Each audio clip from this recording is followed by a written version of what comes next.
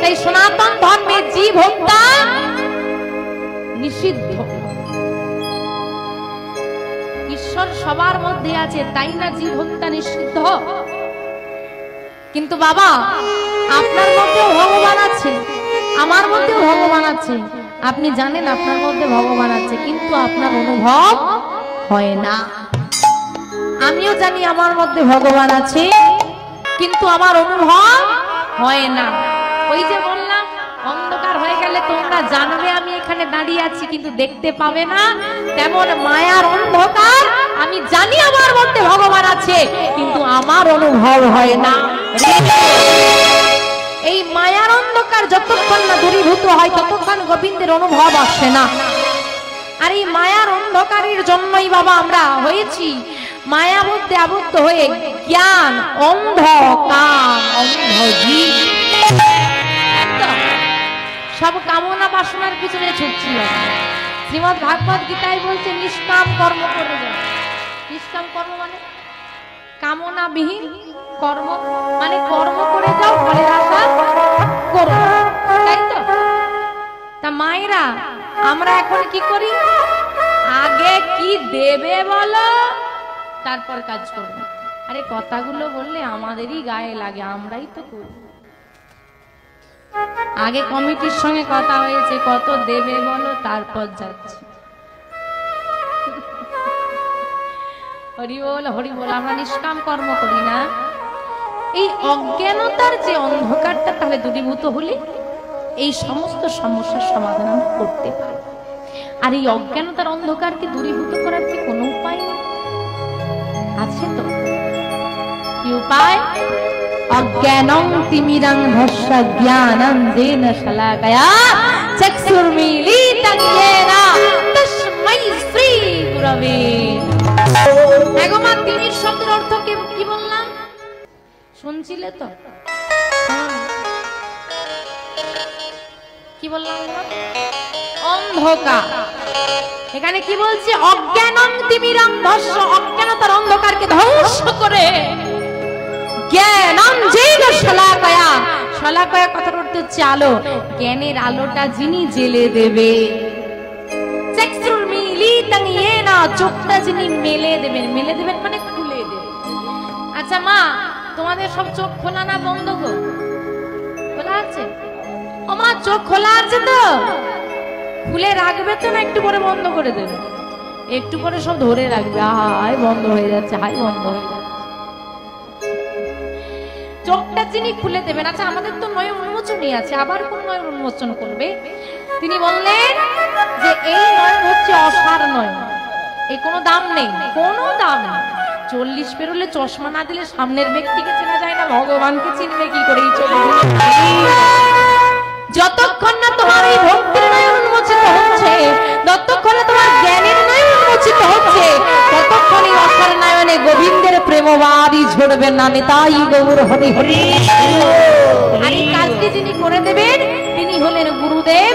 এই জন্য বলে গুরু ছাড়ি যে জন গোবিন্দ ভজে, তাহে কৃষ্ণ নাহি মজে। আরে অন্ধকার দূরীভূত হলে তবে তো গোবিন্দের কৃপা হবে। আর অন্ধকারটাই যদি দূরীভূত না হয়, অন্ধকারে হালতে যাই তো ভগবান কোথায় হালটাবো? আর এই অন্ধকারটা দূরীভূত করার কাজটাই তো করবেন গুরুদেব। তাই আগে আশ্রয়, তারপর বিষয়। এই গুরুতত্ত্ব প্রচার করতে কে এলেন? কে এলো গো? আমাদেরকে উদ্ধার করার জন্য কে এলেন? গুরুতত্ত্ব প্রচার করতে অসাধনে চিন্তামণি বিধি মিলাই লয়ানি গোড়া বড় দয়ার ঠাকুর গৌর হরির মতো দয়াল আর কেউ হবে না, কেউ হবে না। এত দয়াল কেউ না, কেউ নয়। যদি বলি তাহলে যিনি গৌর হরি তিনি তো শ্রীকৃষ্ণ, যিনি গৌর হরি তিনি তো শ্রীরামচন্দ্র। কিন্তু প্রেমের ঠাকুর কৃষ্ণকে বলে না, প্রেমের ঠাকুর শ্রীরামচন্দ্রকে বলে না। কেন বলে? প্রেমের ঠাকুর গৌর হরি। প্রেম হলো তিনটি শব্দ, প্রেম, প্রীতি, আরেকটি একটা কি বলো?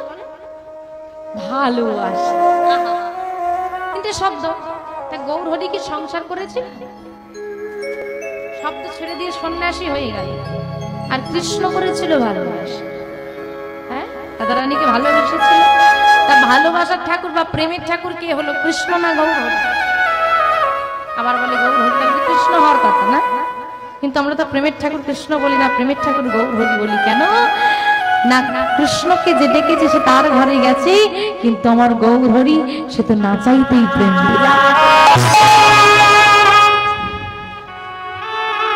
যার কাছে চাইলে কাঁদতে হয়, কৃষ্ণকে যারাই চেয়েছে আগে কাঁদিয়েছে, তারপর কৃপা করেছে। কিন্তু আমার গৌর হরি যে ধরে মারছে তাকেও জড়িয়ে ধরে বলে একবার কৃষ্ণ। এই প্রেমটা কে দেবে? এবে অস্ত্র না ধরিলা, প্রাণে কারো না মারিলা, হরি নাম দিয়ে চিত্ত শুদ্ধ করিল সভা। চৈতন্য চরিতামৃত পড়ো, চৈতন্য ভাগবত পড়ো, চৈতন্য কথা শোনো। চৈতন্য যার কথা শ্রবণ করলে জীবের চেতনা জাগ্রত হয়, তিনি হলেন চৈতন্য। চৈতন্য দান করবে বলে এসেছে বলে না, তবে তিনি চৈতন্য। তার কথা আমরা ভুলে গেছি। কারো মনে আছে চৈতন্য কথা? ভালোবাসি কেউ খোঁজ নেই তার? শোনো, ভাবো, সে তো ভগবান, আমি তো সাধারণ মানুষ, আমার জীবনের কোনো দাম আছে? তিনি ভগবান, ত্রিলোক অধিপতি, 14 ভুবনের মালিক। তুমি কোটি টাকার মালিক, সে 14 ভুবনের মালিক। তোমার মধ্যে অহংকার আছে, তার মধ্যে কোনো অহংকার নেই। যিনি অযোধ্যাধিপতি, যিনি দ্বারকাধীশ্বর, তিনিই তো কলিযুগের ভিখারি। কলির জীবের দাঁড়িয়ে দাঁড়িয়ে গিয়ে নামের প্রচার করছে আর বলছে দাদা শোনো। এটাই গৌর হরি কত দয়া। ওই যে আমি কথাটা বললাম, আপনারা লীলা শ্রবণ করেছেন, আপনারা তো কীর্তন শ্রবণ করেন। কংস বধ, শিশুপাল বধ, রাবণ বধ। আপনি কলিযুগে কোথাও বধ শব্দ দেখাতে পারবেন? চাঁদ গাজী উদ্ধার, জগাই মাধাই উদ্ধার। উদ্ধার আর বধ শব্দের মধ্যে অনেক তফাৎ। পুলিশ চড় মারতে পারবে চোরকে, মারে না, কিন্তু চোরের চোর প্রবৃত্তিকে ভুলিয়ে দিতে পারবে, এটা সাধু ছাড়া কেউ পারবে না। কৃষ্ণ কংসকে বধ করে দিয়েছে, প্রাণে মেরে ফেলেছে, কিন্তু আমার গৌর হরি জগাই মাধাইকে উদ্ধার করছে, চিত্ত শুদ্ধিকরণ করেছে। যে অস্ত্র প্রয়োগ করলে প্রাণ সংহার ঘটে, সে অস্ত্র কলিযুগে আর নয়। গৌর হরি এনেছিল প্রেম অস্ত্র। যে অস্ত্র কেমন প্রয়োগ করলে তোমার ওপরটা অক্ষত থাকবে, ওপরের কোনো ক্ষতি হবে না, আর ভেতরের কুমানসিকতা ভেঙে চুরমার হয়ে যাবে। কত দামি অস্ত্র এনেছে দেখেছো? কম দামি নয়, দামি অস্ত্র, যেটা সবার কাছে থাকে না। তাই দাদাকে ডেকে বলছে, দাদা শোনো। ওমা, দাদার কথাটা পরে শুনবে, আগে তোমরা বলো। এই যে আজকে কীর্তন হচ্ছে, আশেপাশে সমস্ত মানুষ এসেছে? আসেনি কেন গো? এলো না কেন? ঘুম পাচ্ছে? যা। ও আসেনি কেন? ভালো লাগে। ভালো লাগে না? কি পাবো? কি পাবো? বাবা কত বড় প্রশ্ন। কি পাবো? কীর্তন শুনতে গিয়ে কি পাবে? আরে ভাই, কি পাবে পরে জিজ্ঞেস করবে, কি পাওনি আগে জিজ্ঞেস করো। কি পাওনি? হ্যাঁ, কিডনির দাম জানো? এমন এমন ব্লাড গ্রুপ আছে, অসুস্থ হলে না পাওয়া গেলে মানুষ মারা যাচ্ছে। বিনা পয়সায় ব্লাড দিয়ে বসে আছে, দেবে কবে বিল? অক্সিজেনের দাম জানো? ঘন্টায় পয়সা নেবে, সারাদিন অক্সিজেন নিচ্ছ, সারবেলা কি পাবো? এই যে এখানে আলোর ব্যবস্থা করেছে, কমিটির বাবাদেরকে জিজ্ঞেস করবে হয়েছে, বিল দিতে হয়েছে, কি দিতে হয়েছে না। সারাদিন সূর্যের আলোটা ব্যবহার করে নিয়েছে, আমার গোবিন্দের কারেন্টের বিল কবে দেবে? সবই নিয়ে বসে আছে, আবার জিজ্ঞেস করছে কি পাবো? বুঝবে সেদিন, যেদিন গলার স্বরটা মুক্ত হয়ে যাবে, কথা বলার ক্ষমতা থাকবে না। বুঝবে সেদিন, যেদিন কোমরের হাতটা ঘুরিয়ে যাবে, সোজা হয়ে দাঁড়াতে পারবে না। বুঝবে সেদিন, যেদিন চোখের দৃষ্টি শক্তি কমে যাবে, দেখতে পাবে না। সেদিন বুঝবে ভগবান কি দিয়ে রেখেছিল এতদিন। আজ বুঝবে না, সেদিন বুঝবে। তাই দাদাকে এটা আমি আজকে দাঁড়িয়ে এখানে বলছি না মা যে সবাই আসতে পারছে না, সবার কীর্তন ভালো লাগে না। এটা সেই দিন দাঁড়িয়ে আমার গৌরহরি বলে গিয়েছিল, দাদা নাম তুমি দিতে যাবে তার আগে একটা কথা শুনে যাও। কি কথা ভাই? সবাই কিন্তু হরিনাম নেবে না। আজকের কথা নয়, সেই দিন নবদ্বীপের কথা, সবাই হরিনাম নেবে না। আরে বাবা, সবাই যদি স্বর্গে চলে যাবে, যমরাজের তো ছুটি হয়ে যাবে। আরে তার জন্য তো কাজ দিয়ে রাখতে হবে। তো তিনি জিজ্ঞেস করছেন, তাহলে ভাই সবাই যদি নাম না নেয় কি করবো? তাহলে চলে আসতে হবে। তুমি না নিলে আমি কি করবো? চলে আসবে, ছেড়ে দেবো? বলছে দাঁড়াও দাদা, শুনে তো না।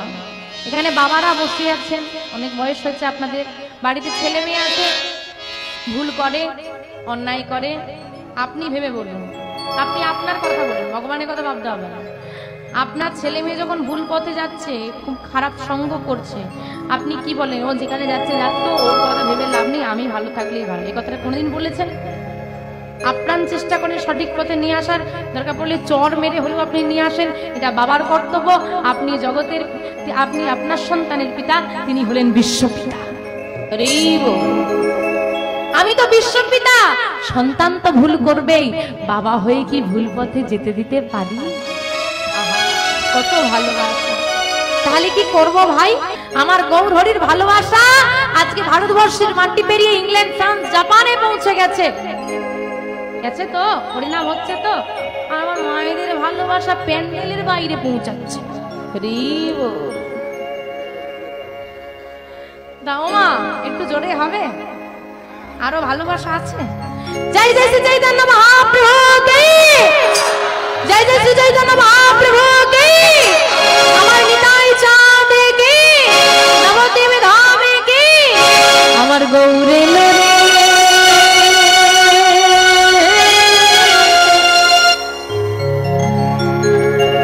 গৌরহরি কোথায় এলো? মন দিয়ে শোনো, আমি যা বলছি একদম মনোনিবেশ করো। আজ থেকে 539 বছর পূর্বে 1407 শকাব্দে 23শে ফাল্গুন 1486 খ্রিস্টাব্দের দোল পূর্ণিমা তিথিতে সচী মায়ের কোল আলো করে এই ভারতবর্ষের মাটিতে নদিয়া জেলার নবদ্বীপ ধামে নেমে এসেছিল গোরা চাঁদ, যারা আলোয় আলোকিত হলো সারা বিশ্বভূমি। বোঝা গেল কোন দিন কোথায় কখন এলো? আচ্ছা মা, কোথায় এলো? নবদ্বীপে, নদিয়ায়। কোন নদিয়ায়?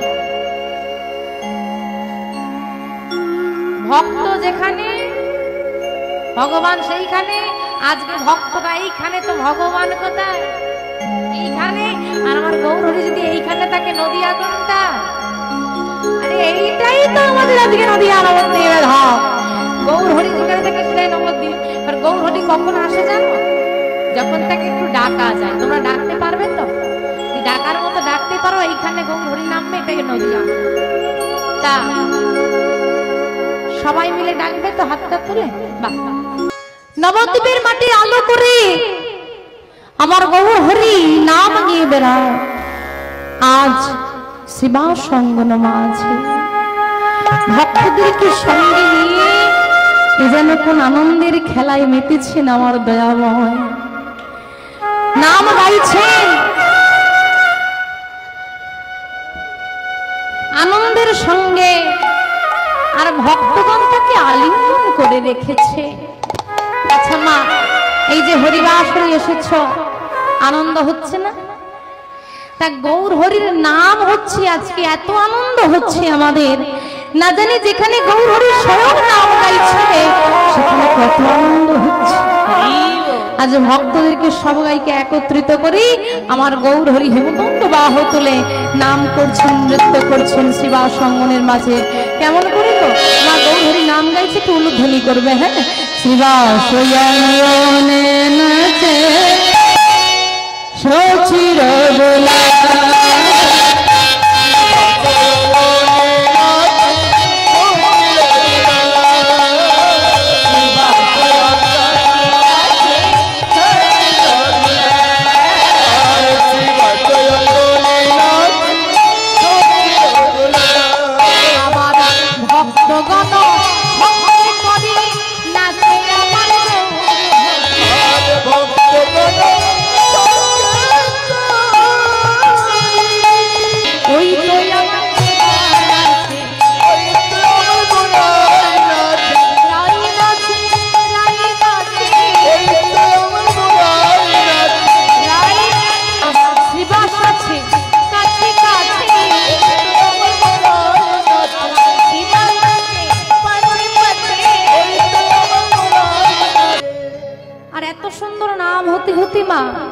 আগেই বলেছি কত আনন্দ সেখানে হচ্ছে।